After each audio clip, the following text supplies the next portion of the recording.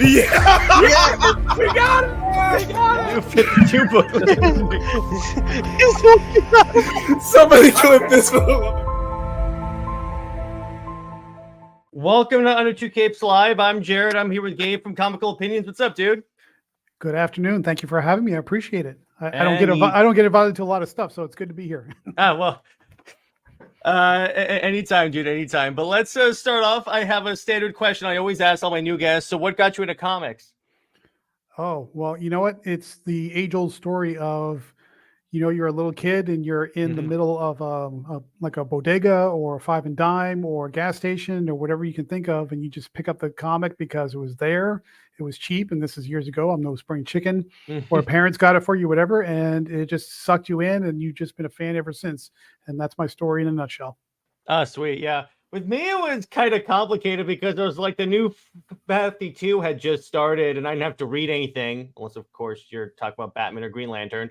So I was like, okay, I don't have to read anything. Good time to hop in. There you go. Yep. But so which do you prefer, Marvel or DC? Well, I like both for different reasons. If you go way back, I've always been a little bit of an X-Men fan, and then a little bit of a DC fan, probably on the Flash side of things. So I'm not so much necessarily a devotee towards any one particular publisher, but it's the characters that get me. And so if I can kind of relate to what they're doing, then I'm all in. So I know that sounds like a cheat, but really it's a little bit of both. That works with me. It's mainly I like you. I like both. I lean more toward DC because I've always been like a fan of like Greek myth and all that. And DC kind of seems like the one that like leans into that a little more, with like how the characters are like gods and all that. Yep, absolutely. I mean, if you're looking for a way to distinguish the two, DC is definitely Greek mythology based, or at least has that sort of form and function. Marvel is more, I know we tend to not to think about it that way, but Marvel is really more along the science fiction route. So if you think about all of the collection of characters, almost all of them are sourced or origin from some kind of science fiction type event. And also they tend to murder more on the Marvel side of things. Which is hilarious. It's hilarious because whenever I read like someone critiquing Frank Castle, the Punisher, I'm like, wait a second here, guys, you kill people all the time. What are you talking about? Yeah, Frank Castle's a weird one because you're not supposed to relate to him. you can relate to his motivations. I'll say that, but at the same time, really, he's in the best sort of way a sympathetic villain. Because he kills and he does all the things that morally speaking you're not supposed to do, but you understand why he's doing it and you're doing it for the right reasons. So that's Marvel, I think, is one of the few companies that can pull that off. And unfortunately, lately, of course, they don't pull it off so well. But that's an understatement. Jason Aaron. That's for sure. Oh, Jason Aaron's run was terrible. That's unfortunate. I watched I never read it because Jason Aaron is kind of hit or mess with me. I like some of his stuff. I, for the most part, enjoyed his Thor. It's just, I saw as soon as they changed the Punisher logo, I was like, well, I'm out. Yeah, that was a bit strange. And that storyline really did a lot to sort of get Frank Castle out of the way so that he couldn't be Punisher anymore. But to be honest with you, they didn't do much to take him out of the way permanently. And then when they brought in the new Punisher under David Pepose as the writer, they basically retold the same origin story. So I'm baffled by Marvel editorial decisions at this point. And you just got to go with what you got to go with, unfortunately. I will say, though, I find it humorous, speaking of X-Men, how like Tom Brevoort actually came out and said, don't worry, it wasn't an orgy island.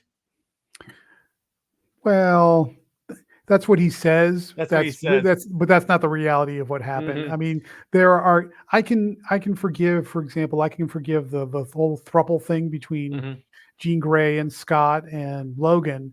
Maybe that because there might be some opportunity to read between the lines that you could step away from. But yeah, there was a lot of sex going on that island, and to suggest that there wasn't is just, that's a disingenuous comment altogether. Well, the rule was make more mutants, and I'm like, there's kind of one way to make more mutants. So you go. They were really going out of the way to try and make more mutants. I'm not sure. Well, here's what I expect. So the end of Krakoa just happened, which is the beginning of June. I suspect that in March of next year, we're going to have a whole lot of mutant babies being born. So we'll see how that turns out. Yeah, that was the heartbreaking thing about X-Men, because I was a big fan of what Hickman was doing in like House of X, Powers of 10. But then I'm like, I read like a little bit of Dawn of X, and I'm going through it, and I'm like, okay, this is cool. This is cool. When is it gonna get to the point? And then it didn't. Yeah, that's unfortunate. And if you go back to the interview pieces or little bits and pieces of interview information between, say, Jonathan Hickman and then Jordan White, who is the head of the X office up until now, because he's gone, and Tom Brevoort's taken it over his spot. He claims anyway that he had an overarching plan that was broken up into major acts with major arcs, and then had a beginning, a middle, and an end. And that's the way it should be told. But unfortunately, it seems like whether it was not Tom Brevoort, but Jordan White or Dan Buckley or whoever, they said, wow, this Krakoa thing is really taking off. We need to bleed it dry for every drop of opportunity we can get of it. And that even though he doesn't say it out loud, that probably contributed to Hickman leaving Marvel for a time. And I can't say I blame him. So that's sad. And we now know that really Krakoa needed Hickman to succeed. The two were linked together. Without Hickman, it just didn't work. And we saw that play out real time, which was painful to watch if you're an X-Men fan. Oh, yeah. And then I love how, like, so X-Men 97 comes out, and then it's like, hey, you guys are idiots because this is what people want, clearly. Yeah, I was surprised. I thought they were going to whiff it. And I'm old enough to remember when the original X-Men 97 came out, the cartoon series, and we were watching it religiously and doing the whole thing. And I said, no, there's no way they're going to bring it to modern audiences and not just completely miss the whole point and just redo it and just make a mess out of it. But no, they stuck to the original pretty much. They retold some classic stories, truncated and shortened for the format, but pretty much. And so, surprise. I mean, the first season was pretty darn good. It wasn't perfect, wasn't fantastic, but it was pretty darn good if you're a fan. I'm sad to see that more people didn't watch it, but I think there's a couple of reasons for that. Number one, comics adapted into cartoons maybe not be everybody's deal, so I get that. And number two, Disney and Marvel together have unfortunately developed this atmosphere of subverting expectations, which is not a positive situation for anybody who's interested in comics and the superheroes that they contain. Well, not only that, I think it's also a problem with the way the X-Men brand has been treated of late, because it's like, yeah, you could have the most fantastic TV show ever, like kind of we had with 97, but if that X-Men label turns out to be more of a hindrance because of the way the brand has been tainted by like everyone post Hickman, no one's going to show up and see it. Yeah, essentially the X-Men brand has been tarnished. And that's a sad thing, because the X-Men brand is one of the strongest brands that Marvel has had and probably will ever have. But at this point, it's almost radioactive in the sense that people are not enthusiastic about the last, I would say, 4 years. If I look at what happened after Hickman's transition out of the office and what's happened to the X office since then, and also Comical Opinions, but also part of Weird Science. We read all the comics, we kind of review them, talk about them, what have you. That X-Slack office is a disaster. I don't know how that group came together eventually to be what it is, but yeah, Jordan White completely let that thing fall apart, and unfortunately the brand suffered for it. So this is where we are, unfortunately. Yeah, and I think the reason why 97 also worked is because the showrunner was like, no, we're not trying to put our stamp on these characters. We're just stewards of the characters. And I think that's the problem with the way a lot of creatives treat these characters now. They treat them as their like career advancement and not like you're handling a character that has a legacy, in other words. Right. And that's the right approach, right? Let me put it this way. I'll take a different writer for a different reason. Ron V. Not a fan of Ron V's work in DC at all by any stretch.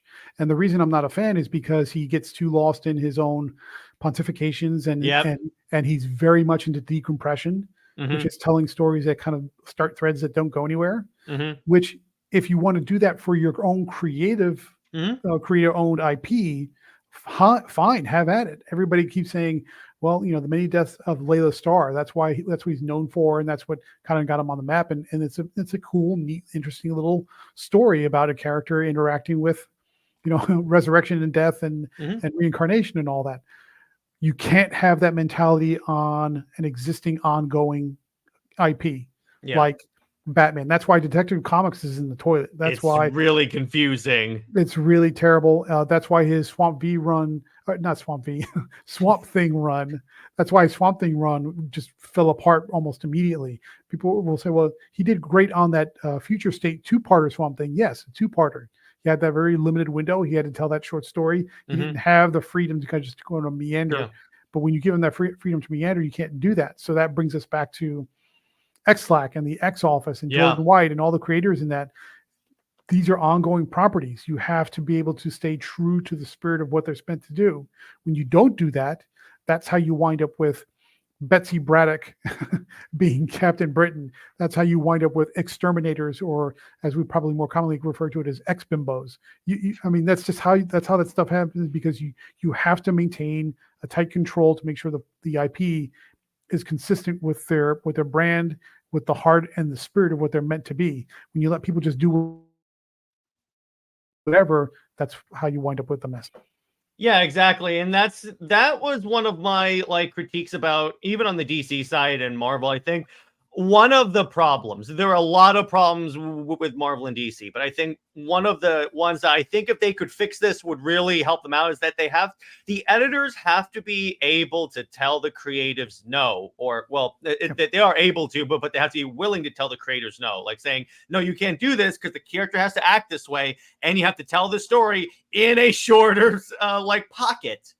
Yep, absolutely. And also, it's not just on the layout of the plot structure and how you get from A to B, but it's also sometimes it's just back to even the basic pitch. Some ideas are just not good ideas. Yeah. I'll give you the example that just happened today, which just came up and reported by DCU Updates or whatever else, is Tom King is writing a Jenny Sparks story. Oh God. Which is Jenny Sparks died at the end of the century, because that's the whole point.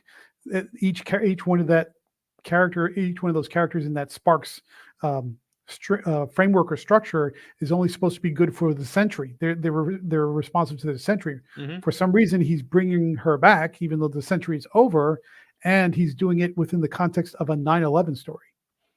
That's concerning. That is terrible on every single level. That is a no. That is a no statement. That is a no to that pitch. That is a take that pitch and put it in the trash. Tom King writing a 9/11 story. Oh God, no. With Jenny Sparks. No, that's no. If his Wonder Woman run is any indicator, I do not know. Speaking of stories that go on for way too long, good Lord. That is the wrong combination of everything. That's almost as bad as the one that came up yesterday, where we're getting a Black Label Plastic Man comic written by Christopher Cantwell, who is deconstructing the character back to when he was a crook before he became. I don't understand this. But I don't get these. I don't get these decisions. They're just nonsensical. But the funny part is that when I was watching a bunch of Tom King interviews when he was starting on Wonder Woman, he's like, my objective is to make you think Wonder Woman's great. And I'm like, well, we already do that. But your efforts are doing the complete opposite, bro. Yeah, I don't. Well, I'll say this. I don't disagree that she's presented as a heroic character. She is. It's the story around her that is disturbing and off-putting and unsettling. It is because it is so much predicated upon pulling from current day political machinations about the border and political diplomacy between countries, and things like the government will do to attack or spin the news to paint the other nations as bad guys. And all this stuff is just so ugly and dour and depressing and not at all heroic. Plus, to a certain extent, Wonder Woman is not her character voice is way off base. Yeah. And B, the whole instigating, or I should say the inciting incident, which got the story started, hasn't been touched at all in the. I know. When I was talking to Comicstorian about this, RIP, it's that the issue that we both had with it is like, okay, so wait a second. So it started off interesting. You had an interesting plot there. There's a mystery there. Yeah, there's a mystery there. Exactly.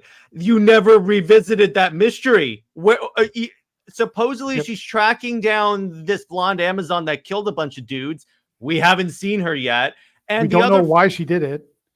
The other really stupid part is that when you read it, so the way it's structured is that, okay, so she fights all of her villains in DC.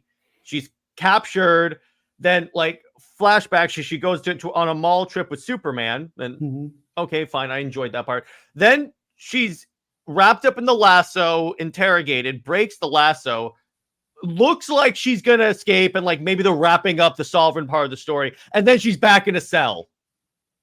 Being mentally tortured. I'm like, what? And eating rats. And eating rats. And eating rats and saying, I think I liked it. I'm like, what the heck is this? It's a Tom King story. That's what it is. Or when she's reminiscing with fake Steve and talking about that she was like tracking terrorists, and then they stopped tracking terrorists to make out. That's not Wonder Woman. Yeah, I don't. And also being chased and basically put on the most wanted list, and then she takes a day off to visit a kid who's dying from cancer. I know. That's true. I'm like, taking him to Themyscira against everything that they're supposed to be doing, as far as keeping strangers off the island or keeping strangers away from what they're doing. There's so many things about this that don't make sense. Tom King is a bizarre. Will be continued to be a bizarre footnote in DC Comics history, and I don't think anybody will remember him fondly as much as he thinks they will. I think honestly, the ways that I've been saying this for a while. I think DC is about. I mean, what DC will probably do is tell Tom King, wrap up this story because it's taken too damn long. Plus, we're also going to like Absolute Power and stuff. Yep. Or they'll just say, okay, this book was always meant to be like a 12 issue or like a 13 issue, but we're calling it. Yeah, and unfortunately, they have the same problem with several of their issues. So you have this problem with Tom King on Wonder Woman. You have Cy Spurrier on The Flash, and that run is pretty awful. Then you also have Ron V's wrapping up his run on Detective Comics, which has also been awful. Thank God. And so you just have you just have a bunch of awful creators that are supposed to be, quote unquote, the grade A top tier creators, and it's just not happening. Now, what's going to be interesting is this is June, and we're just about at mid-June. Any day now, if it hasn't already, we're going to start seeing the DC Comics solicits for September, because it's always a 3-month gap between when you get the solicit and when it comes out. September is when all of the creative teams that are going to shuffle out after the events of Absolute Power. So then by September, we'll know who's taking over for Ron B for Detective, who's taking over for Cy Spurrier on The Flash, who's taking over for Tom Taylor on Nightwing. All those new names we will get to see. So if the intention here is that Absolute Power is going to course correct what DC Comics is doing, we'll get a good look about where they're course correcting to with the names that take over. We knew a few. For example, we know Mark Waid is going to restart Justice League, which is long over. Yeah, which is fine. Well, we're finally getting a Justice League book. Thank God. Finally getting a Justice League book, and that's a weird one too, because they supposedly put the Justice League on hiatus or on hold or whatever you want to call it, so that the Titans can step up and take over.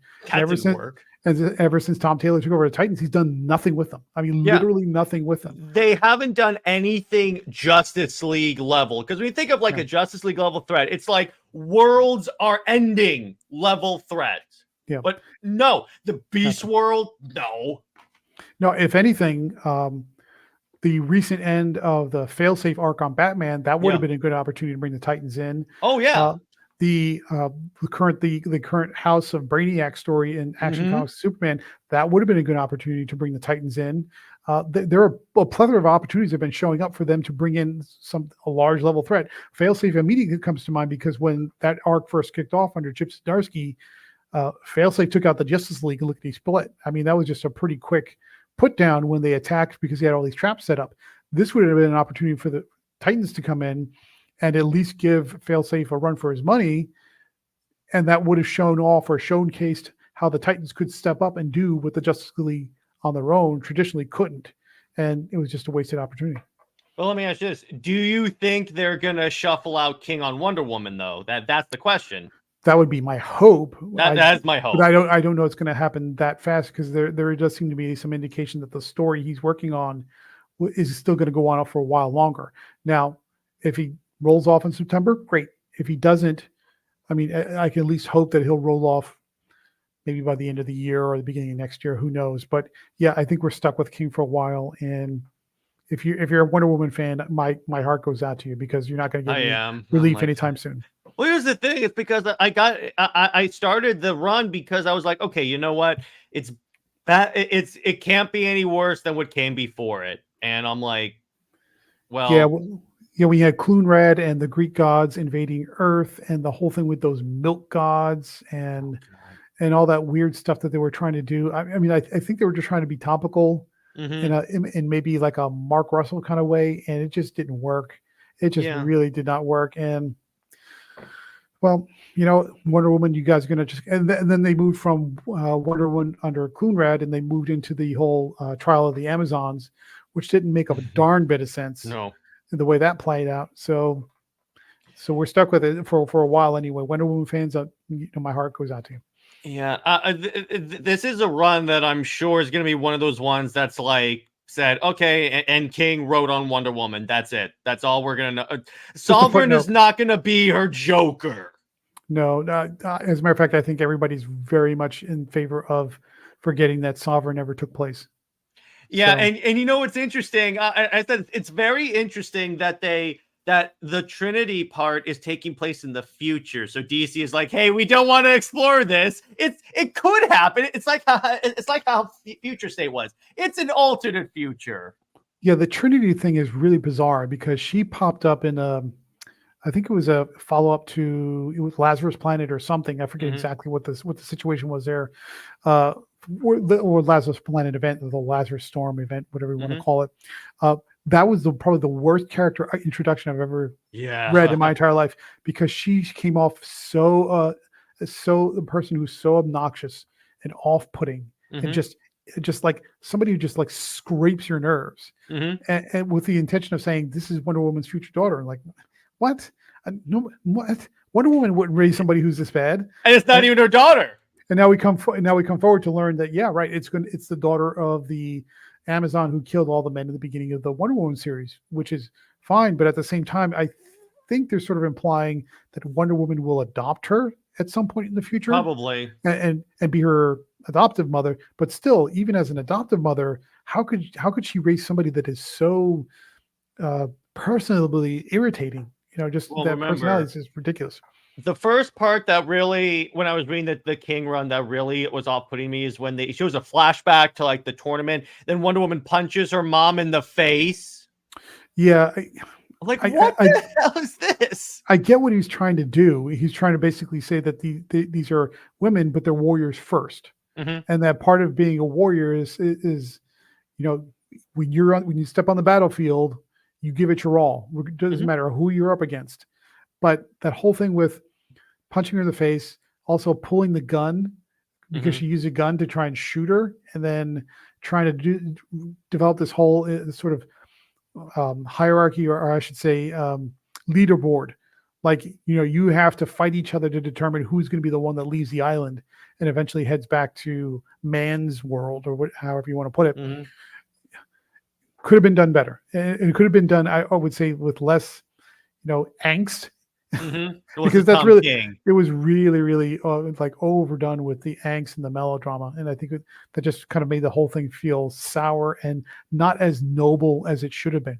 When you think of Amazonians and Themyscira and all these things, you really get that sense of just pride and nobility. Like these are ancient people from ancient traditions, and they know they hold themselves in high esteem as warriors. Yeah, and you don't get that here. They just felt sort of ugly, barbaric, and grim. Honestly, barbaric, ugly, grim, and pretty much very indicative of Tom King's writing. Now, the thing is, what I'm thinking is because, I've had Tom King books where I'm like, I'm not a fan, but there have been some books where at first I wasn't a fan, then he like pulled a rabbit out of his hat at the end, and it turns out, okay, the ending's not, it may have had some issues in the middle, but the ending was pretty good. So that's what I'm kind of holding out hope for, that it's one of those stories with him.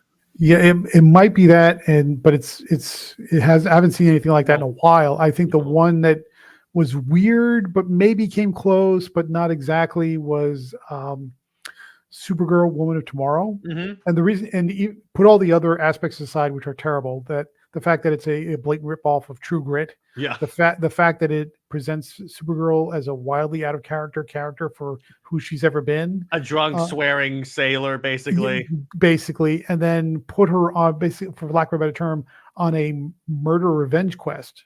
Right, she's there with the girl. The whole idea is to capture and potentially even kill the guy out of revenge for killing her father. Ruthie, that's the name, Ruthie. At the end there, you think, okay, what's going to happen here? It at least gets you pulled into that moment, that because you don't know if she's actually going to kill her or not. And then it ends on an ambiguous note, because you don't know if she killed him or not. It's likely or possible that she killed him, but you don't know. And it's like, okay, well, at least that's different. At least it doesn't get me to hate Supergirl for what she's done. Yeah.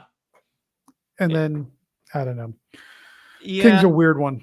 The other thing is, like, you see, my other problem is that he's writing too much for Steve Trevor in a Wonder Woman book. And here's the thing about it. He's treating it like Steve Trevor has been like he's been basically Wonder Woman's Lois Lane. He's kind of not, though. Yeah, I mean, I think he had a quote that I saw recently where he said the most recent issue, it was either this past one where they're talking in their mind as she's being meant to, the one where she's eating the rats. He said something along the lines of, he wrote that to justify to either to his daughters or his fans or whatever else why the two of them are together, and kind of like really dig into that relationship and try to solidify it, how it's important to Wonder Woman. And which I understand that perspective, but at the same time, I'm also coming at it from the perspective of, look, they've been together for a really long time. You don't need to re-justify why they're in a relationship. Sometimes girls like boys and vice versa. You don't need to kind of go through these really extreme, bizarre, almost distasteful machinations to justify why Wonder Woman would like Steve Trevor. Why does that need justifying in the first place? And the fact that he had that mentality to begin with, that said, I can't just have them together. I need to prove that they need to be together, or at least demonstrate why they're together in the first place and why it's important to them. It's like, no, you don't. Well, here's the other thing. If you think that needs justification, that means you don't understand the characters and their history, which is there you go. The other thing is, wait a second. I thought that they broke up, though, like in a book. Well, this is DC's continuity. No one respects continuity, it seems. So it's like that's the way to explain it. It's like when they retconned out in Jurgens and Tomasi's Superman that like Superman and Wonder Woman were a couple, and then in the Wonder Woman book they reference it. Yeah, I mean, I don't even know what to say about DC and Marvel, both of them together. Their continuity or their adherence to continuity is just, you might just throw it out. I mean, if you're expecting consistency about what's happened before, don't hold your breath. At least, especially lately, it seems like anything goes. And so, which is why, I don't know about you, but I kind of have I kind of think it's time for like an actual Flashpoint style reboot where they're like, start fresh and we can like don't start 5 years and say Batman has had 5 years, but just say at least 10 years. These have been superheroes for 10 years. You don't have to show us the origins for these characters again. Just start from an earlier point of view and say, okay, so we're starting here, move on, and then actually adhere to continuity now. I'm not always in favor of big reboots, but at this point, the titles across the line are in such disarray. I don't know how you move forward without doing some major revisions. Yeah, almost across the board.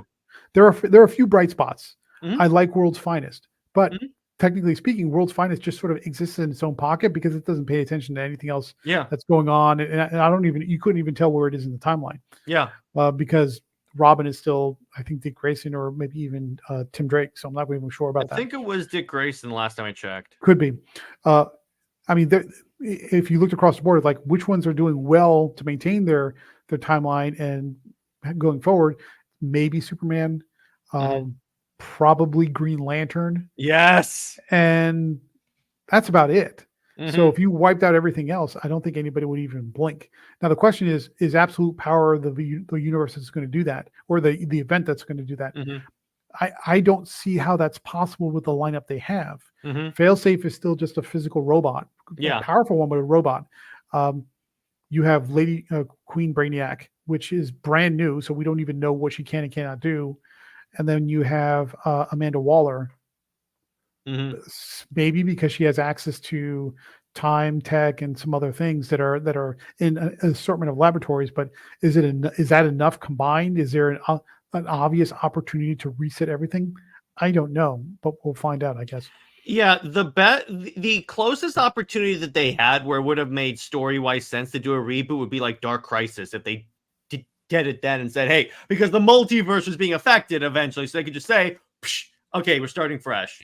Right, which makes sense considering the fact that it has the name Crisis. Yeah, exactly. And then they changed the name mid-event Mhm. to Dark Crisis on Infinite Earths. So they were clearly trying to lean into that aspect of it.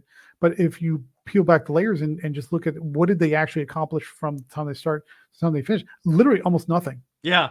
There was nothing. The only thing that really came out of that was the Lazarus Planet event. Mm-hmm. And even then, there were some minor changes that don't really stick. I think the only thing that really came out of that stuck was changing Power Girl's power set, maybe, because she has that now reality punching ability, kind of like America Chavez over at Marvel. She can punch through dimensions or something. So that's, I mean, to my recollection, that's really the only significant change that's actually stuck. So you have two major events that were back to back that were both opportunities to reset everything, and they just never followed through on it. And that's the I see. I get that people are like against reboots because they're like, I don't want anything that like I read the past, like let's say 5-10 years to like not matter anymore. The thing is, though, it's like I checked out when DC was like, okay, everything's canon now. So I'm like, it can't be, because Wonder Woman then has 2 origin stories. Yep. How does that work? It doesn't. Yeah, it doesn't. That's the answer. It really doesn't. I'm like, wait, this doesn't. It doesn't work in part, and that's part of the problem I think DC Marvel have in general, which is they don't let their characters progress. Mm-hmm. They're sort of stuck in this time loop of just doing the same adventures, the same stories, or with different coat of paint, maybe different characters, but effectively the stories are the same. And that's one of the, in my mind, one of the key areas where manga has it over Western periodical comics is because they let their characters age, they let their characters progress, and sometimes that progression can take years, but they let them do it, and nobody's bothered by that. Nobody says, "Oh, that's terrible," and you can't let that, because I think in DC and Marvel's mindset, they have to have a sort of evergreen continuity space to coincide and be synergistic with things like animated films and live action films and other things that are going on, and that never changes. But that's the wrong approach, and it just doesn't work for anybody. Yeah, the never ending it just keeps going and going in the same cycle. Now, I will say that, who was it? I think it was Cebulski, CB Cebulski over Marvel, said these are soap operas. That's why they just sort of drag out. But even if you watch soap operas, you know those stories eventually progress. The actors age, and sometimes they even die, or they age out and they leave the show. So you can hang on to the never ending continuity as much as you want to, but at the same time, you can't stay there forever. And DC and Marvel are just stuck in that place of trying to stay in the same place forever, and people just getting tired and worn out from it. Yeah, and then they start trying to like really push like D-list characters or like lesser known characters. Like we just found out that like for Absolute Power, the main characters are John Kent, and Nightwing. I would say is a little bit more A-lister, at least a little bit, and then Dreamer. Nobody cares about Dreamer. Yeah, I don't know why they keep trying to push that character. Here. It was an invention from the Flash TV show. It was nobody cares about that character. They keep trying to push it by having Nicole Maines, who was the actor who played Dreamer in the show, write basically all her stories. I don't get it. And what is that character's power? That character's power is they're able to enter your dreams. So yeah, well, who cares? You can deliver messages through the dreams, and then you can like pull information out of their head. Okay, fine, but that is not. At best, that's a C-list character and a C-list power set, and they keep trying to push Dreamer, and it's just ridiculous. It's just not working, and that's one of the things also that galls me about Marvel and DC is they don't look at the situation and say, okay, is this working, and then course correct quickly.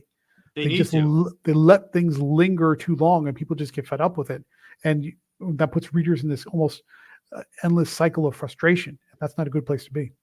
Yeah, exactly. And it also goes back to speaking of characters that make no sense. The Hawkgirl writer that invented that Galaxy character. Yeah, and Jadzia Axelrod. Yeah, he even had Batman come in and like say, "No, you belong here." And I'm like, Batman would never say that.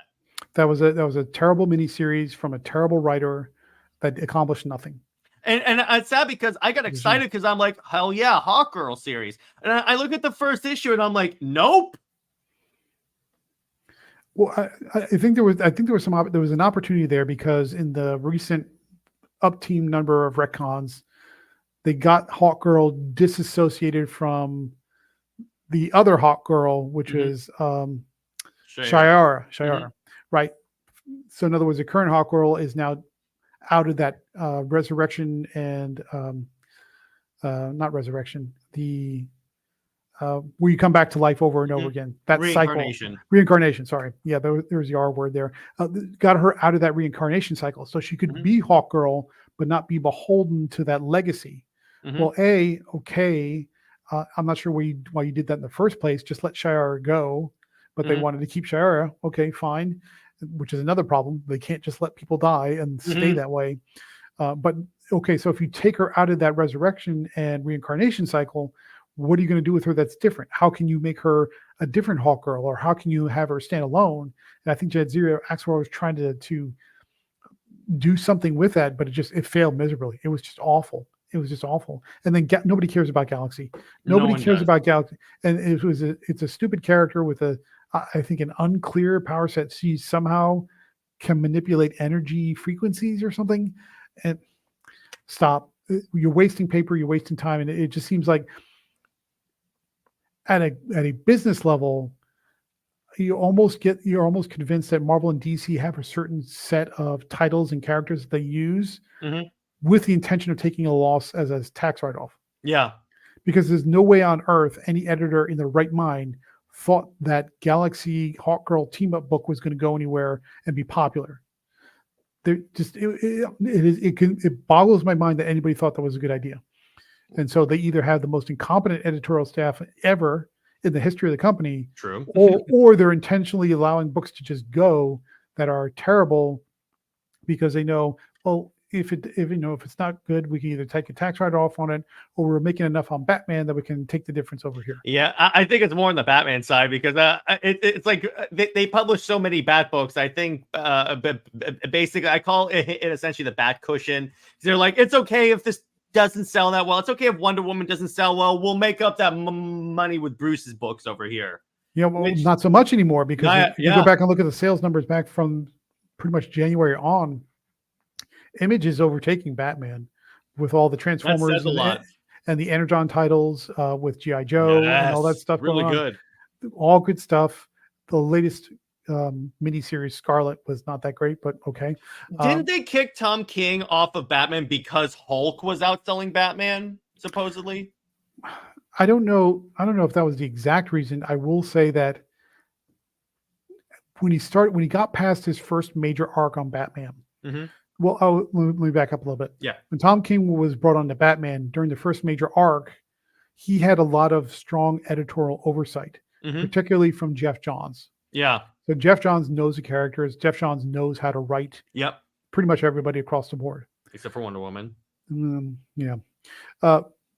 Jeff Johns kind of stepped away and said, okay, now you're on your own, Tom King, continue to write Batman, that's when the story ideas started to go downhill. So I think Tom King is one in this whole series of writers that they rely heavily on strong editorial hands to say yes and no. And so left to his own devices, that's when things started to go downhill. And then when you get to the infamous wedding issue and that whole debacle, that pissed everybody off because the because the writers felt lied to. I mean, the readers felt lied to, which they were. They were. The stores, the LCS owners were lied to, which they were.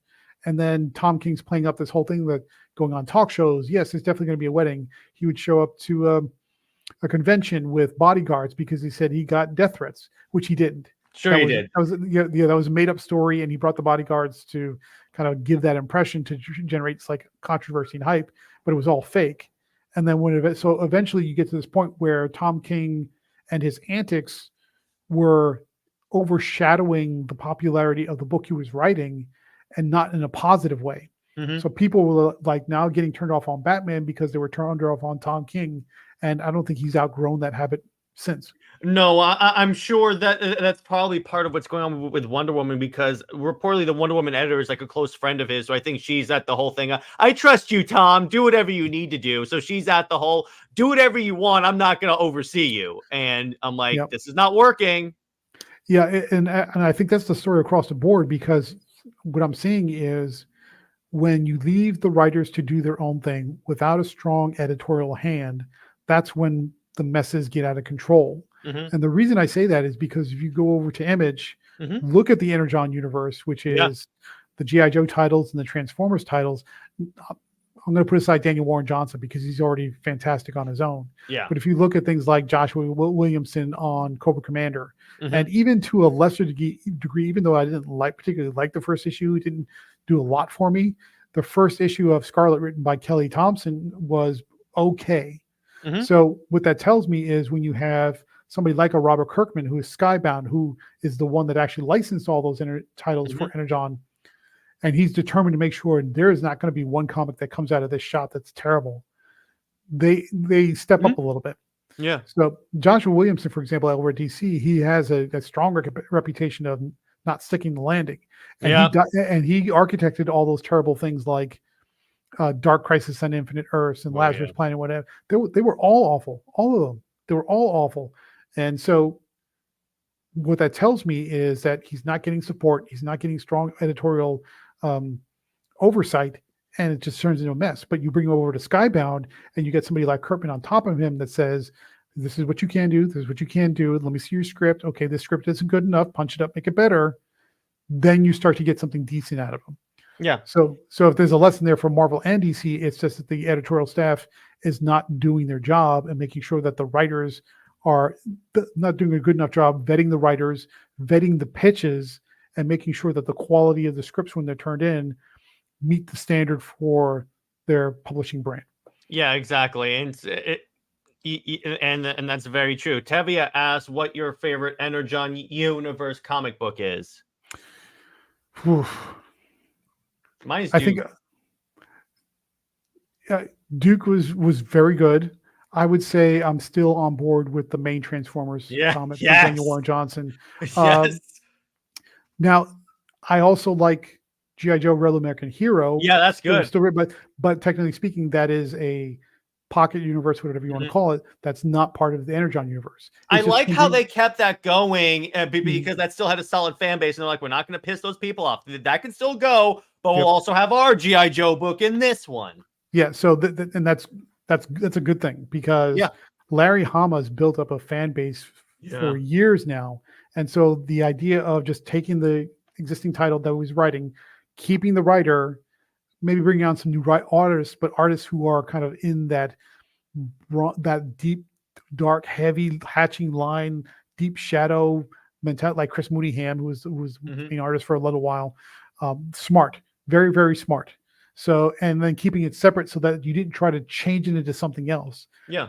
He was basically saying to the readership, if you like the true blue, straight to the point G.I. Joe stuff with Cobra Commander and Destro and Dr. Mindbender and Serpentor and all those guys, without all this Transformers crossover stuff, you just want straightforward G.I. Joe, you got it. But we're going to do this thing over here where we're going to start mixing and matching and playing in the sandbox a little bit for somebody who wants something a little different. You give the audience options. You give them options, and they will support you. And it's paying off. Yeah, exactly. Tevia also asks, what happens is Editorial is in very much control. Like, for example, the current ASM books right now, which aren't good in my opinion. Nick Lowe. I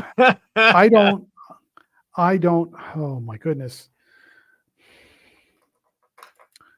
My goodness. I don't What is have. going on there?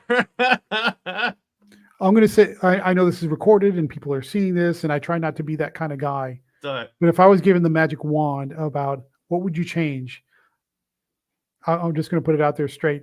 I would get rid of Nick Lowe. mhm. There was just, I can't see anybody, I can't see how you get ASM out of the rut it's in and the level of reader dissatisfaction that it's in without getting rid of the person who put it there in the first place and continues to put it there. Mhm. Here's how I say that as just a point of proof.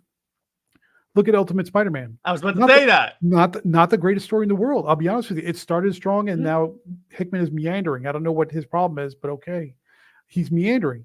But people were all in on it. They were hyped because they said, okay, this is the older Peter Parker with his wife and the 2 kids. Everybody loves Mayday. Everybody wants all that back. And they were getting it. And what happened? Sales through the roof. Yeah. Pre-orders through the roof because they want it back. That is proof that they want it back. Give the audience what they want. That is the goal. If you watch, the op-ed videos we do over at Comical Opinions, Mhm. I harp up forever and a day about the golden rule of sales and marketing, which is Mhm.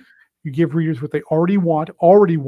Mhm. You give them what they already want, where they're already at. That's the distribution question, at a fair price. So no Yeah. money, no more of this, God's book from Jonathan Hickman. That's $10 for the first issue. Mhm. That's Yeah. foolishness has to go. But for Spider-Man, that lesson is loud and clear. They want the marriage back. They want the kids back. And withholding that is stubborn pride and ego. And Nick Lowe is at ground zero for that decision. Mhm. And so if you want Amazing Spider-Man to move forward and get readers back on board, you either got to tell Nick Lowe, somebody's got to come from on high, and that's Dan Buckley Mhm. or Stevie Spolsky's got to give Nick Lowe the finger and say, you will do, and let that take place, or you got to get rid of Nick Lowe. One or the other, I don't know which, but it's got to be done. Yeah, exactly. My whole thing, and I will 100% am in line with you with that, because so I took like a 4-year break from comics around the time DC Rebirth came out, because I was a big fan of the new 52, particularly Superman and Wonder Woman, that particular title. Then I see like Tomasi came on and tanked the book.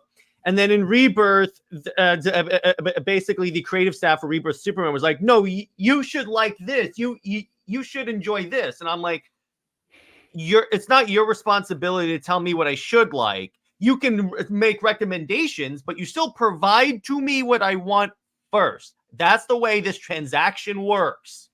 That's exactly right. When it comes, I think a lot of the writers, the current generation of writers, get stuck in this artistic mindset, which says, I've got to fulfill my artistic truth. They get into that kind of hippie talk. Yeah. And which is fine if it's your book, if it's your creator-owned property, whatever it happens to be. When you're coming on to Flash, pick on Cy Spurrier for a little bit. When you come on to Flash, it is not your book. It is DC's book. Yeah. And DC's responsibility is to sell that book to make money. Yeah. And so if you're going to come in with a concept or a pitch, the idea is to maximize Flash readership, so that way DC can sell as many Flash books as possible, so they can maintain that readership's happiness and then maybe even grow to additional readers. Yeah. They're not doing that. None of the crop of current writers is doing that. They're forgetting that you're not an artist. Once you start writing for somebody else's IP, whether it's Marvel or DC, you are not an artist. You are a commercial artist. Yeah, because exactly. Marvel and DC both want to sell as many comics as possible.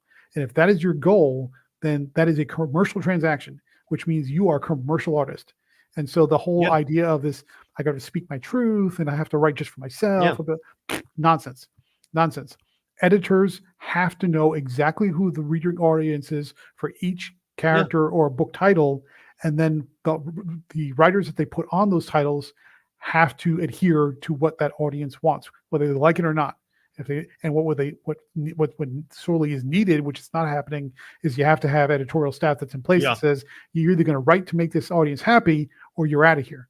And unfortunately, that's not happening. Exactly, and that was the other issue. It's like with this whole DC Ultimate Universe. My concern is you're going to have writers that say want to write a story about Superman, but they can't because someone else is writing it. So, like, I'll go write this story here, even if it contradicts the direction that Superman was supposed to go in, and let's say the Ultimate Universe, because that's kind of what happened in the New 52. They like told Jurgens, okay, you have to write Clark like this, and he was like, well, I don't want to do that. And I'm like, then you don't write Superman. That's kind of the way this works. Yeah, but that all of that starts with the communication. Yeah. The editors, the line editors, should be talking to each other very frequently to say, I've got Tomasi over here and he's writing this. I've got Jurgens over here is writing that. I've got Wade over here is writing this, and whoever else writing that. And they should be saying, okay, whose characters are overlapping each other. And where and what events are going on where what characters should be over here, but over here there at the same time. That communication should be happening monthly is probably too long, weekly, or almost even daily, because that's what they're there for, is to make sure that cohesion and that consistency is carried across all the lines. But they're not doing that at all. Exactly. Yeah. Tevia asks, how do you feel about the Injustice crossover with John Kent by Tom Taylor? Because for me, I thought it was bad and not great. Wasted opportunity, at least from my perspective, at least. Severely wasted opportunity, and for one specific reason. Yeah. John Kent is aged up because of Ultraman. Yeah.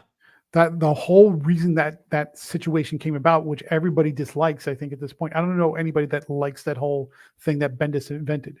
That happened because of Ultraman.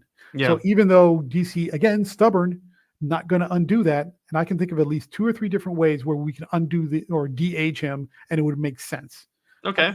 So it's not a big deal to do. It's not a complicated thing to do, but they're not doing it because they're stubborn. You got the ego and they're being stubborn. They can undo it. But if you're not going to undo it, at least take it and work it out and build something with it. John Kent going to the Injustice universe and then eventually confronting Ultraman, that could have been a cathartic moment for him. Yeah. That could have built, some kind of personal growth and giving him the kind of vent rage, which should have been bubbling up at this time, because when he came back aged up, it was like, oh, everything's fine now. There was no way to build in. Nobody took the time to build in that drama that says he should have been scarred by this situation. Yeah. He should have been deeply pained, and you got none of that. So, okay, now we're visiting Injustice. We're visiting Ultraman. This would have been an opportunity to maybe let some of that out and actually pay off the pain that is probably sitting there underneath. And he didn't do it. He just had Injustice Superman kill Ultraman by snapping his neck out of the blue. I'm like, what the heck? And the opportunity to finally address that pain point just got thrown in the trash.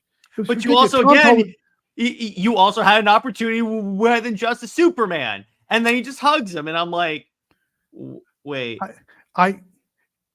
I can't have my cake and eat it too. So if I'm saying that the current crop of writers are not enjoying a strong editorial oversight to make sure the stories are consistent and hitting all the right notes and doing all the right things, then I have to go by the notion that Tom Taylor's stories are his pitches with his ideas and plot and concept. It's all playing out the way Tom Taylor wants it. So if Tom Taylor played out that 6-issue miniseries, oh, by the way, which was a gift to him because his main John Kent series got canceled due to low sales, then the only thing I can conclude is that Tom Taylor has terrible ideas about John Kent, and he just plays them out poorly. With Tom Taylor, I'm like, he writes good Elseworld stories. That's the thing. It's like when you look at like Injustice, even though it did do kind of damage to Superman as a character, then you also have like Dark Knights of Steel, which is interesting. He writes really good Elseworlds. It's just when he's in continuity, it's like it all falls apart. It's a house of cards. Yeah, but the other part of that too is what Tom Taylor, maybe not so much now, but back then sort of got a reputation of killing his characters. Yeah. So when you're in that Injustice environment, or DC versus vampires and zombies and all, deceased. Yeah, deceased. Yeah, so he's just killing people off. Well, you don't have to worry about continuity. You don't have to worry about the character interactions because it's all about the shock value. It's all about getting you the gotcha moments, which is fine. That's an approach, and for certain types of storytelling that works, especially if you're in the horror vein, as an example. But when you're building it, when you have serialized storytelling for an ongoing character that's not going anywhere, you can't do those shock tricks anymore. You can't get those gotcha moments without killing off a bunch of side characters. I mean, you give him Superman, and he'll probably be killing off Lois Lane next week if he was allowed to, but he can't do it. You can't do that. So so what that, to me, that says is, absent the ability or the permission, I would say, to give you the shock moments and killing off the characters, then Tom Taylor doesn't know what to do with himself. And so now he's being tasked to write these characters with these stories and these teams that are ongoing, and he's not allowed to do the one trick that he knows how to do that gets him the attention. And so he has to come up with something else. And for whatever reason, his backup plan is to do like social justice things and sending the Titans to plant trees in Brazil and John protesting climate change while the creatures that was the worst cover I've ever seen, because it's like, it's not even in the story. That cover's not in the story. But here's the problem: there's like 10 DC characters that could fix climate change with a snap of their fingers. Ridiculous. And I'm like, what? And let me ask you this: how would you de-age John Kent and have it make sense? I'm curious. I've been noodling over this problem, and there are maybe 2 or 3 different ways where I think we can be done properly and still be satisfying in the broadest sense. I think the one that's the easiest that most people could get behind is if John Kent, the current John Kent, the aged up John Kent, isn't really John Kent. It's like some kind of clone or android plant or something like that, some kind of genetic or a construct or something like that. And even better, if you want his pink-haired boyfriend, what is his name? Jay Nakamura. Jay Nakamura is actually in league with Ultraman. And he was sent to our Earth to get John Kent to eventually mature and age up to take his father's place. And then effectively he has now a sleeper agent android robot clone to take over Superman's role on Earth. And so Ultraman now has control of Earth, but he's doing it by proxy. That'd be cool. But the original John Kent, the boy John Kent, is still back in the volcano, back in the alternate universe. And so now that could turn into a whole scenario where it's like, shock moment. This isn't really John Kent. And now Clark and Lois have to wrestle with the idea that they didn't know that their own son wasn't really their own son. And now they're burdened with all this guilt that their real son is still out there somewhere. And then it starts this whole arc-long quest to go find him and bring him home. And then when they find him, he's tortured, he's in pain, he's got all this angst that he feels like he's been abandoned. But then now you have this. So now you have all this drama that you can build on, all this tension and intrigue and all this mystery of where did he go, what happened to him, and then once they bring him home, now he's trying to establish his life with his best friend Damian Wayne. But maybe now there's this separation between them because he feels damaged and he's in this painful spot. And maybe Damian's older. Damian's a little bit older, and now it takes Damian to kind of help heal Jonathan to kind of bring him back to a place of normalcy again. That's like at least 2 years worth of story right there, just to kind of get that melodrama going. And so that would de-age him, but without de-aging. And then you have the actual. I'm sorry, just want to add this one. Yeah, go ahead. So now you'll have this whole online drama about, John Kent's gay. So how are you going to deal with that scenario? It's like, well, okay. You could always kind of give yourself that out, because now you're saying, well, the John Kent that that came out as gay is really not John Kent. John Kent, the little boy, is still over in that volcano over there. So you could say, well, maybe we can still play that out organically. We're not saying he's not gay, but we're not saying he's gay, and just let him be a boy, and then you let the future happen however it needs to be. And so now you have your cake, you de-age him. But at the same time, you let the whole sexuality thing kind of just be something that happens in the future that you don't have to deal with for many, many years. Instead of it being forced. Because the reason why they did the whole sexuality coming out thing was because they wanted the headline Superman is bi, even though it wasn't really Superman. But I'm of the opinion that John Kent probably should not have existed, because I think, didn't they establish at one point that like Kryptonian and human DNA is like incompatible? So they shouldn't have been able to like make John anyway. But I always Yeah. maintain they would have made the effort to DH John if that Super Sons movie had been more successful than it was, because they would have been like, "Ooh, there's more. People want this," but it wasn't. So they were like, "Why are we gonna do this?"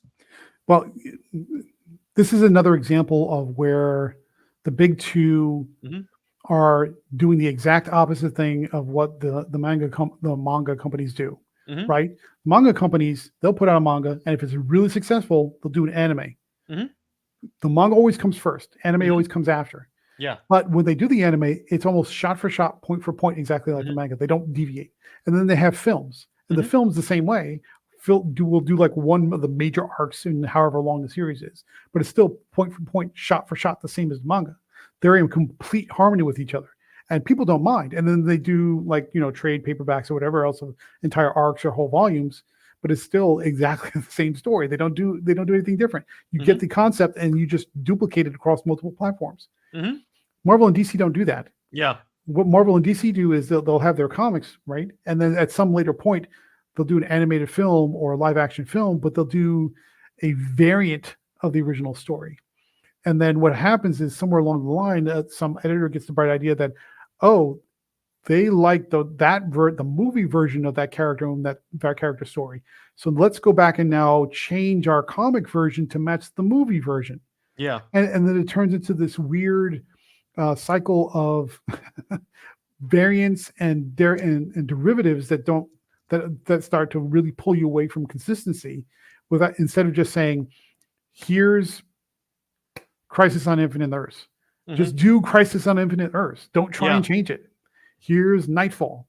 Just do Nightfall. Or Don't Hush. change it. Or Hush. They did that. And I was like, their excuse is, but you know how the story's going to go. Then don't adapt Hush.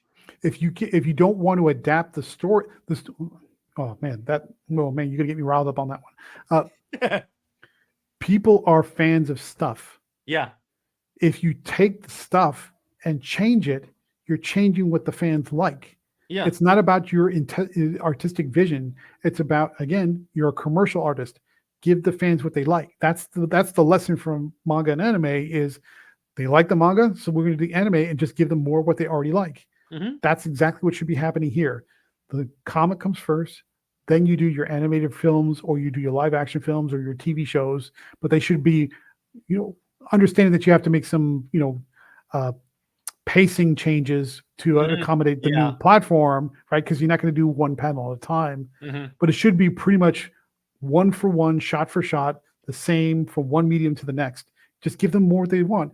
It's so easy to adapt, but then you wind up with, I see the scroll here. I'm not going to get into it. I see restore the Snyderverse. I have many, many issues with Snyder, so I get you, but that's exactly what happened with Snyder. Is he said, here's the Dark Knight, and here's the death of Superman, and here's these other things, and I'm just going to cram them together.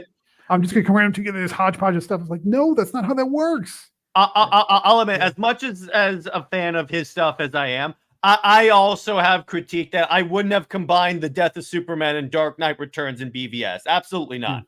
You have to earn that death. Death of Superman, you had to earn that death. Yeah. And that version, as much as I love Henry Cavill, and I think he was I think he was good for that role, is you needed to earn that. You needed to earn that death, and that's why that death worked, is because you had these years and even decades worth of being familiar and just sort of being, knowing Superman as a friend. And so when he died, it hit. But this Superman, Henry Cavill Superman under Snyder, was just getting started. You were just getting to know him, and then so that death you didn't earn it at all, and that's one of many reasons why that whole thing fell apart. Fair enough. I was a little bit off track, but yeah. No, it's fair enough. I'm fine with that. But speaking of movies, actually, it's my concern with the gun stuff, because look, I like some of the stuff he's brought up. My concern is he's focusing too much on like the D-listers and giving them movies and shows. And the problem with that is that the reason why, at least the way I see it, the reason why Guardians was greenlit and given a chance is because Marvel had that audience Vision. confidence that if I see the Marvel logo on a thing, it's going to be a good product. DC has never had that. So, and case in point, we had a good example of this. Blue Beetle. Even if it's a good movie, people didn't show up because they didn't know who Blue Beetle was. Yeah, that was a weird one because that is Blue Beetle is so far out of the mainstream consciousness of which we consider. If you go to, first of all, if you go to some like a normie on the street and you say DC Comics, they don't know the difference between DC. They just see comics. But if you say the Justice League, Batman, Wonder Woman, and Superman, they know who that is because that is part of the cultural zeitgeist. They get that. So right, if you want to, you can't just here's a new character, right? Or a character has been around a while, but is maybe like a C-list or a D-list character. You have to put your A-list characters in there, and then maybe you pepper in a B or a C-list or even a D-list character as in association with the A-lister. And then you can get that feedback and you say, oh, people like, for example, Zoe Gunn is filming the Superman film now, and he's got buku characters under the sun in that book. Nobody knows who Metamorpho is. Nobody knows who Metamorpho is, right? Unless you're a comics fan. But you put Metamorpho in there in that story, and then you do some cool stuff with him where people are like, oh, that guy is kind of cool. Okay, now you've got the foundation to say if the movie is popular too. Yeah, do we do like, a Justice League International, or do we do some kind of spin-off team up kind of, or maybe a show or a cartoon or some shorts on YouTube or something like that. You don't just say, here's Metamorpho, the movie. Nobody's going to go watch that because nobody knows. Nobody cares. Well, here's the thing. So you got to build it. You got to build it. You've got to get people. You got to bring people into that universe. You got to bring them into your world. Get them acclimated to it. Get them, familiar with the people. And then you find out, okay, who's resonating, who's not. What are people responding to? And then you figure out, okay, what is worthy of a spinoff, and then you go from there. Well, not only that, it's like they should just announce that Blue Beetle is getting a lot like a sequel animated series. And I'm like, it should have started as an animated series, and then maybe eventually you put in like a Superman movie and then advance it. But you didn't. You just said Blue Beetle. And I'm like, that's my concern with like the Authority or Swamp Thing or Booster Gold. I'm like, Green Lantern I can kind of see because sci-fi and people like sci-fi. I can kind of see that one doing well. But it's like the Authority. Nobody has any idea who Booster Gold is. Yeah, exactly. And I'm like, I get that Gunn is known for obscure characters, but what he, at least the way I see it, his first like 3 projects should have been like Batman, Superman, maybe Wonder Woman, The Flash, establish the actual characters people know, or introduce the D-listers in those movies, and then do like an Authority movie and a Booster Gold movie. That's the same mistake they made recently with the DCU with the Black Adam movie. Yeah. Nobody knows who Black Adam is. Black Adam is tied to Shazam or Captain Marvel, the Captain now, or whatever you want to call them. That their histories and their lineage are linked inextricably. You can't just say Black Adam was over here and Shazam is just. They even have the same symbol on their chest. They come from the same. Their whole lineage is from the same power set. Instead of having a Black Adam movie, what should have happened is you have him introduced in Shazam in the sequel or the part 3, or if they even go to a part 3, and then you build on that, and then you can spin them off and do like an origin movie or something like that. That would have been fine. But when they were banking on the Rock's star power to pull that off, and I'm sorry, it's not enough. The Rock's star power is not what they were thinking was. What they could have done. Instead of, I think people would have shown up if instead of fighting the JSA, it was a Black Adam versus Superman movie. They could have done that. They could have also done, they could have had a, like maybe do like a 4-way where it's Superman fighting some character, Shazam gets involved, and then that other character says, well, 2-on-1, I'm going to get my own guy, and he brings in Black Adam. There you go. And then it's a 2 versus 2. That could do something like that. That could work. But you need to have a familiar character to start as the anchor. Which is why it's Superman. And then you start pulling the other characters in. Yeah, exactly. That's why I felt, because Let me put it this way: as much as like Black Adam was like maybe like controversial in terms of some people liked it, some people didn't. People like seeing Henry Cavill Superman in it, so I'm like, if you put more of that in there, you could have just said, I mean, because no one knew who the JSA are, at least those characters in the JSA. If you had put Superman in there, everyone's like, oh, this is going to be Superman versus Black Adam. I'm there. Yeah, you could have Superman versus Black Adam, and then Superman for whatever reason needs help, and Shazam comes in, and there you go, and then it turns into like a brawl against the big hitters. So that's another way you could have done it. Yeah, but and the other concern I have is like particularly with the Superman movie, because I think he's banking a little too hard on nostalgia. And the last time you kind of did that was with like Superman Returns, and that didn't exactly work that well. Adding on to the fact that Superman does not have as strong as an IP as opposed to like Batman. Yeah, I mean, I kind of like Superman Returns. I like Ralph in that role. I enjoyed that movie for sure. I think the story was basically just a redux of the Superman 78 story. It was a land grab from Lex Luthor, so they needed a more original story. And that whole subplot about Lois having a kid didn't completely unnecessary. I mean, just they didn't need that at all, and just take that whole thing out. And so I think that would have been a tighter script. You come up with a more original concept. Probably I would have said something like with Brainiac would have been a better choice. Yeah, would have been a better choice. And then something like where Lex Luthor's in jail and he says, I can't overcome him with what I've got. I need more advanced technology and I need more muscle. And so he sends out a call in space. Brainiac answers because he recognizes the Kryptonian signal as part of the message. And he says, I've been looking for you, the last son of Krypton. He comes in, and now they've got a Lex Luthor Superman team up, and they're against Superman. And then now we've got where maybe he needs to call in somebody else for help.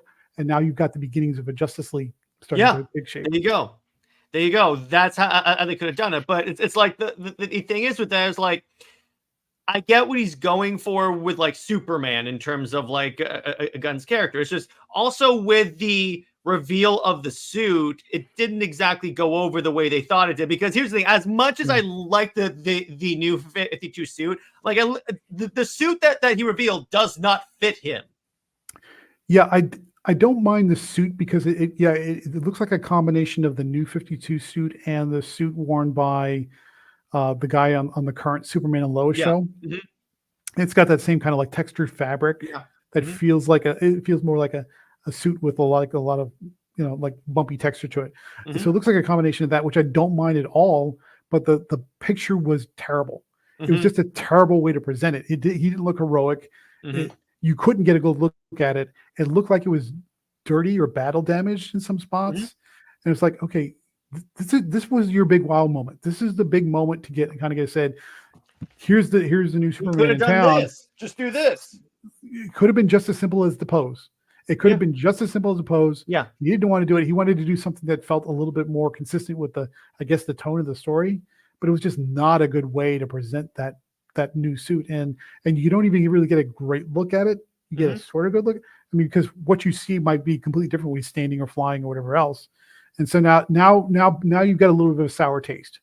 And that's been Gunn's problem since the beginning is he doesn't know what to say, when not to say. And say it in the way that doesn't confuse people or turn people off. Like, so a part of Peacemaker season 1 is canon, and part of it isn't. And I'm like, you really expect the general? Because let's be honest, when we're talking about movies and TV shows, it's different than comic books. Because you're talking about people that don't read comics and just go for a casual movie. You're honestly expecting someone to keep track of what part of this show is canon. Well, which is absolutely a mistake. And he made that same mistake with Suicide Squad, the movie. Yeah. Because he was asked point blank, is this a continuation or is this a reboot? Which one is it? Because you've got same Harley Quinn, right? Same flag. You've got some of the same characters, but some of the other characters are different. And you've got the same Amanda Waller, right? You've got so is this a reboot or a continuation? And he kept saying it's a different movie. Well, we know that, but is it the same? And he was like talking circles. And so the marketing presentation of the movie was, this is just more of the first movie, maybe not a direct sequel, but just like more of the same. The problem is the first movie was terrible. So like terrible. So you're telling people that you're making a second movie that is more of the same with the first movie, which everybody hated because it was so bad. So, but it turned out to not be like that. It's sort of like a weird, maybe like an alternate Earth version of the Suicide Squad from the first movie, because a lot of the characters are the same, but some of them were different. So you could say it's like a different Earth, slightly different Earth. And you could also say, you could also kind of say that like it's the same Earth. You could technically say it's a sequel because the Suicide Squad lineup changes all the time. So it's not like it's just always this particular squad going on mission after mission after mission. But you're absolutely right. And that's the lesson that James Gunn should have learned, but he hasn't learned so far. No. Because he should have clearly said, this is separate from the first movie. We've got some of the same actors playing the same roles, but this is separate. That was Suicide Squad. This is the Suicide Squad. It's different. It's not the same. It's not a continuation. It's not a sequel. It is same characters, but it's a different film altogether. And he didn't do that. Instead, he tried to play that middle ground. And what he wound up doing is confusing everybody because they didn't like the first film. They didn't want more of the second. Yeah. So then now you take that to where we are right now. Yeah. He keeps talking in circles about which, when Blue Beetle comes out, does it count or does it not count? When Black Adam comes out, does it count or not count? When Shazam Fury of the Gods comes out, when Aquaman 2 comes out, it's like, Aquaman 2 like what? Aquaman 2 was even more confused because it's coming out after the Flash, and no one told us where in the timeline Aquaman happens. He keeps humming and hawing and then talking in circles about, well, maybe some parts count and some other parts don't count. That's a terrible answer. Keep track of that. No, that's a terrible answer. You can't do that. Just say season 1 is not canon. Here's the thing: season one can't be canon because one of the last shots of season 1 is the Zack Snyder's Justice League. Yeah, I mean, what he should have done is just say, I know he loves his actors, right? He loves John Cena. He loves his wife who plays, that supporting character. Yeah, all that stuff. But for the good of what he's trying to create, just say, fresh start. Right here. Here's the line. That's the problem. Fresh start. It's brand new. Everything before it doesn't count. Snyderverse, gone. Yeah, that's fine. Peacemaker season 1, gone. I would have respected that. He's actually, what's kind of funny, he's repeating the same mistake the New 52 had, because with the New 52, it was marketed as a reboot, just like this is. Yep. But then they're like, Batman continues on, Lanterns continues on, and I'm like, but the timelines didn't even match because they're like, well, Batman's now been around for, I forget what it was like 10 years, but he kept referencing things like Nightfall and Hush and the No Man's Land and some of these other major stories. I mean, you're telling me he went traveling through time at the end of Final Crisis in this time? Yeah, like, what? You're referencing events that he would not have had time to make, and then you have 5 Robins. Right. You have Batman. Exactly. Well, how did you get 5 Robins if you've only been around for 9 or 10 years? That doesn't make any sense. And for at least one of those Robins, there would have had to have been a Joker, and it would have to have been killed, and eventually comes back, and all this other stuff that's going on. And then Superman's apparently only been around for 5 years. And then Blackest Night happened in any of this time, and I'm like, how does Blackest Night happen when characters that are essential to Blackest Night don't exist in this reboot continuity? Yeah, you're rebooting, but you still have the emotional spectrum. But all the things that led up to the Blackest Night, which was where the emotional spectrum was brought to life, or at least revealed as existing, didn't take place because you've only been around for a couple of years. I was like, oh, come on, man. What they should have said is everyone is 10 years on the job. That way, it's believable at least to a certain degree that you can fit like at least Green Lantern in 10 years for the most part. But it's like. My point bringing that up is that you have this half-ass reboot, and I'm like, dude, it's like he even said that like Rick Flag Sr. from Creature Commandos is going to show up in Peacemaker because he's angry that his son got killed in Suicide Squad. So, but I'm like, wait a second, you mean the movie that's canon to when Jason Momoa, Aquaman, and Ezra Miller Flash showed up? You mean that's canon? What? in a rebooted universe. Yeah. How does this work? That's if you why. if you're gonna reboot, you can't maintain the most famous storylines, which is where they're getting stuck. Yeah.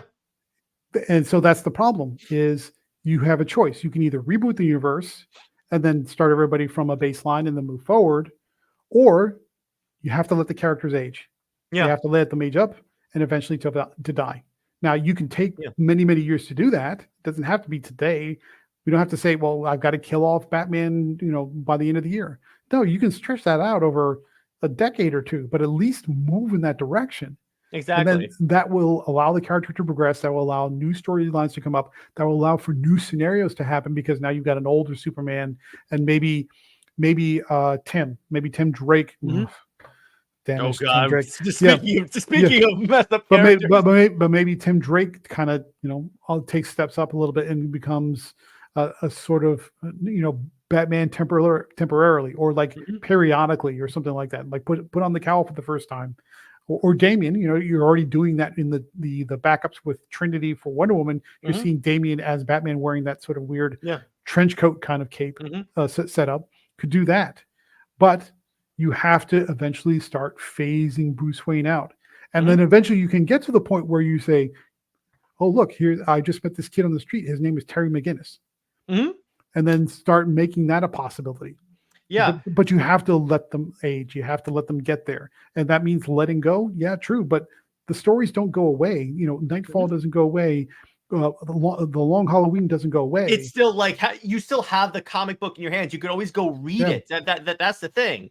Right. But you're never going to get there unless you let it go. You've got to let them. And they'll say, well, we have to be in line with the films. Yes, be in line with the films. And then when the films come out and you say, well, this film is based on Court of Owls. Here's your Court of Owls volume anthology series. Reprint the graphic novel then. In that case, you can even do that. But no, that's too complicated. But with my whole thing is like, if Gunn was going to keep along, the way I see it, even if it's a minor character like Peacemaker, if you're going to keep one actor, you should have kept all of them, because you could have kept all the actors except for Ezra, obviously, and then said, okay, so we're just taking these characters in new directions, because they could have done that after Justice League.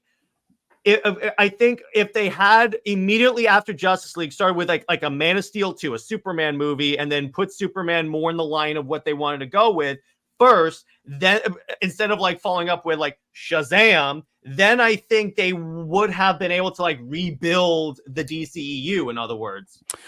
Yeah. Not that Marvel is in a great state right now, because it's not. It's very not. But I will give them credit that the first 3 phases, that 10-year arc leading up to Endgame, they got it right. Yeah, they got it right. And what you would do I brought this one up before. Go ahead. You need an anchor character that bridges all the films. Yes. So start with your Man of Steel. I would have done that differently, especially with the whole Jonathan Kent thing. But it's fine. Okay. Snyder, sorry. It's all good, dude. Superman, and then Batman, and then Wonder Woman, which you got, and which was also decent. It was good. Yeah. But what did Marvel do? They had a bridge character. The bridge character in Marvel was Nick Fury, right? He comes in with the little teaser roll at the end and say, "Hey, I'm putting together a team. Hey, we have threats. Hey, I want to, just a little." It's like you a even little, had Bruce Wayne be the I can say, "Hey, I'm putting together Justice League." No. I got you even one better. You ready? Okay. The little sizzle reel that would have happened at the end of each one of those films is John Johns. Oh, make it John Johns. Hey. And he shows up, and you don't even have to have him interact. You could have just saying, "I'm recording information about what just happened because we have an imminent threat." And then he could have done that with Aquaman. He could have done that with the Flash. He could have done with the Batman and everything else. He's just introducing himself and saying, "Hey, I don't know if you're aware, but there are threats that are bigger than the Earth." And then eventually we get them all together. What is their first big threat? It's the White Martian invasion. Okay. And so so now you've got all the characters, you've established them, people are familiar. Then you have that anchor character that bridges all of them, and he's familiar with the threat because he's familiar with the White Martians and what they're going to do. And then now you have a threat that's big enough, that is bigger than the Earth, invading the Earth, And now he says, okay, I've got to bring you all together because this is why I've been watching you, because I knew that invasion was coming. I couldn't do anything about it on my own, but I know that you are here, and together you are strong enough to prevent happening what to your world would happen to mine.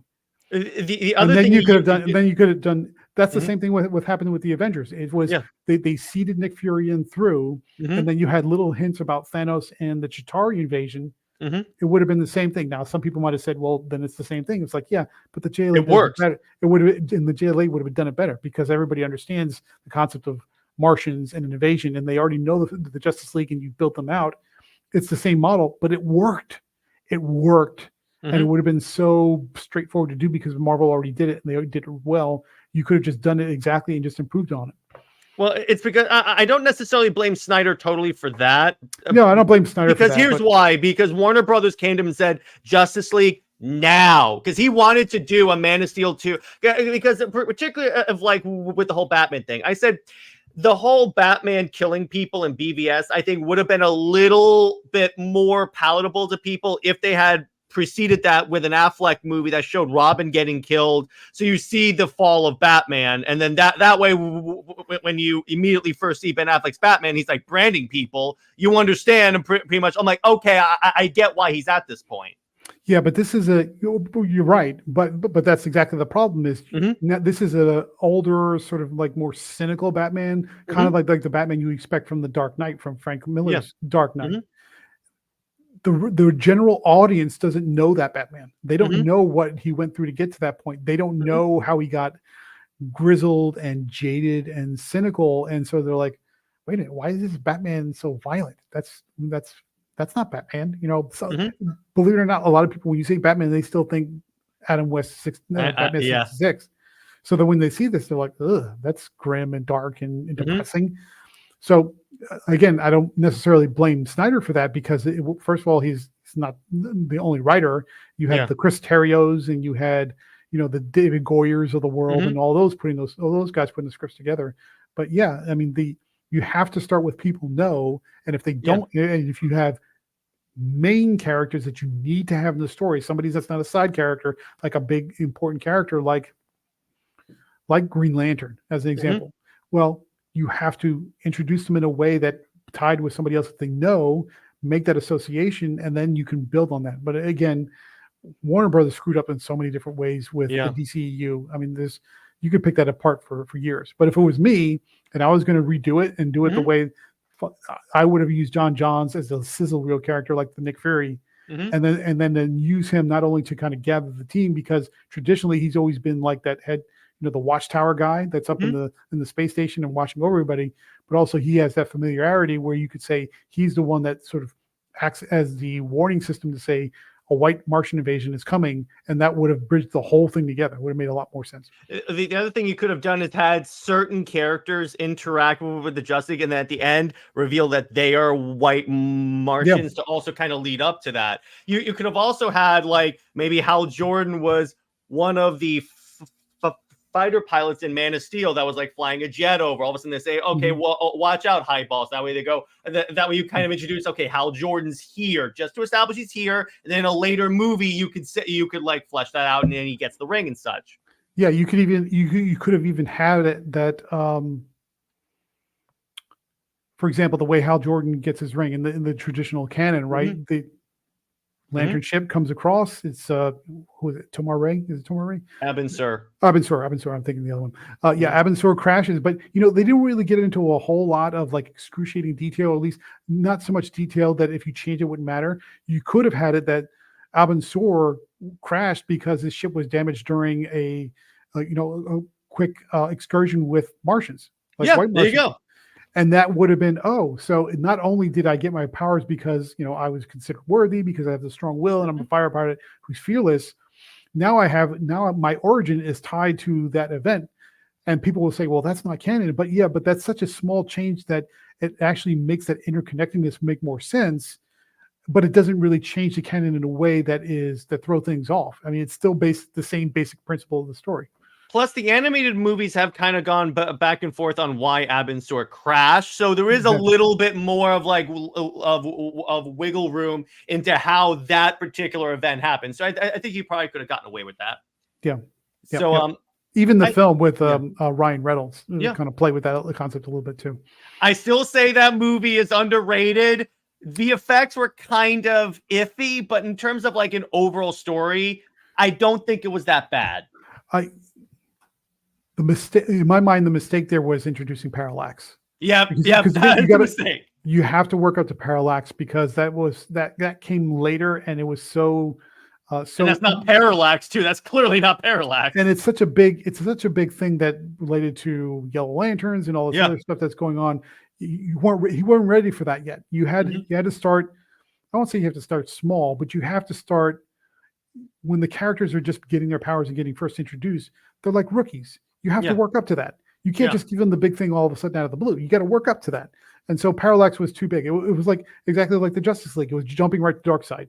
You just got together. You're not ready for Darkseid. In their defense, you don't even know how to communicate with each other yet, as far as having a watchtower and doing all these things where you're on call and you have these rotations and you've trained together. You're not ready for Darkseid. It was too soon. So in their defense, though, the Jeff Johns comic of the New 52, the first arc was Darkseid. Yeah, but I think comic fans were more forgiving because it was a line-wide reboot, number one, and number two, they already knew who Darkseid was and they've seen battles in the past. True. So I think breeders were, I won't say more forgiving, but they were willing to turn a blind eye to how early it was, just because they knew they were trying to hit it with something big, didn't want to start small because that would have felt like it was starting backward and maybe been a little too slow or too frustrating. They wanted to hit with something bigger, and so that makes sense. I guess, and Darkseid is like a threat that would bring together the Justice League at some point. So I'm like, okay, that works. But I mean, I think that's a good place to leave it. This was a great interview, Gabe. Thanks for coming on. Where can one find you?